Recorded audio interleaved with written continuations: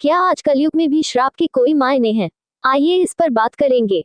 7 नवंबर 1966 के गोहत्या बंदी आंदोलन में संसद के सामने रोते और साधुओं की लाशें उठाते हुए करपात्री जी महाराज ने तत्कालीन प्रधानमंत्री इंदिरा गांधी को यही श्राप दिया था। मैं कांग्रेस को श्राप देता हूं कि एक दिन हिमालय में तपस्या कर रहा एक साधु आधुनिक वेशभूषा में इसी संसद को कब्जा करेगा और कांग्रेसी विचारधारा को नष्ट कर देगा। यह एक सच्चे और असली ब्राह्मण का श्राप है। क्या ये श्राप फलीभूत हुआ? कारण ये था कि करपात्री महाराज के आशीर्वाद से इंदिरा गांधी ने शास्त्री जी के निधन के बाद चुनाव जीता था और करपत्री से वादा किया था कि वह चुनाव जीतने के पर गोहत्या पर पाबंदी लगा देंगी, परंतु चुनाव जीतने के बाद इंदिरा गांधी ने अपना वादा पूरा नहीं किया। करपात्री जी महाराज बार बार इंदिरा गांधी को उनका वादा याद दिलाते रहे, परंतु इंदिरा गांधी तो सोने की गद्दी पर बैठ गई थी, अब वह अपने किए गए वादे भूल गई। करपत्री जी का धैर्य टूट गया और वह लाखों संतों के साथ संसद भवन का घेराव करने पहुंच गए।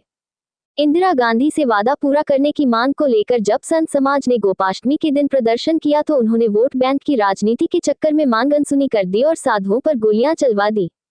इसके बाद इस नरसंहार से आहत करपात्री जी महाराज ने उन्हें श्राप दिया कि जिस तरह तुमने गौ सेवकों पर गोलियां चलवाई है उसी तरह तुम मारी जाओगी।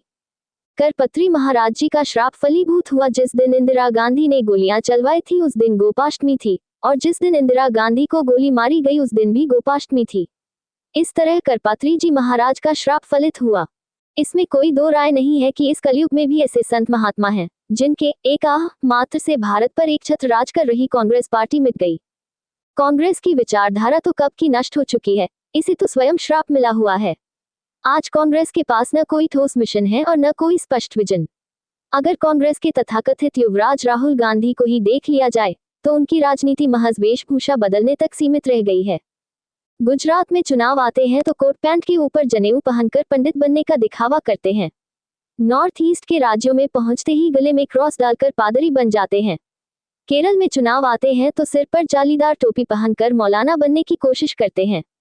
और उत्तर प्रदेश बिहार में चुनाव आते ही जाति जनगणना का मुद्दा उछालकर समाज को बांटने में लग जाते हैं।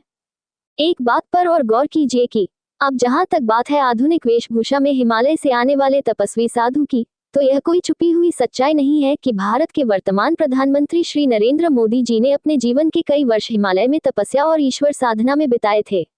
इसके बाद वे राजनीति में सक्रिय हुए। पहले गुजरात से कांग्रेस का पूरी तरह सफाया किया और फिर पूरे देश में कांग्रेस को पंगु बनाकर रख दिया। खैर, इंदिरा गांधी जी जैसी भी थी वे अब इस दुनिया में नहीं हैं। इसलिए इंदिरा गांधी जी को विनम्र श्रद्धांजलि, क्योंकि यही सनातन धर्म है।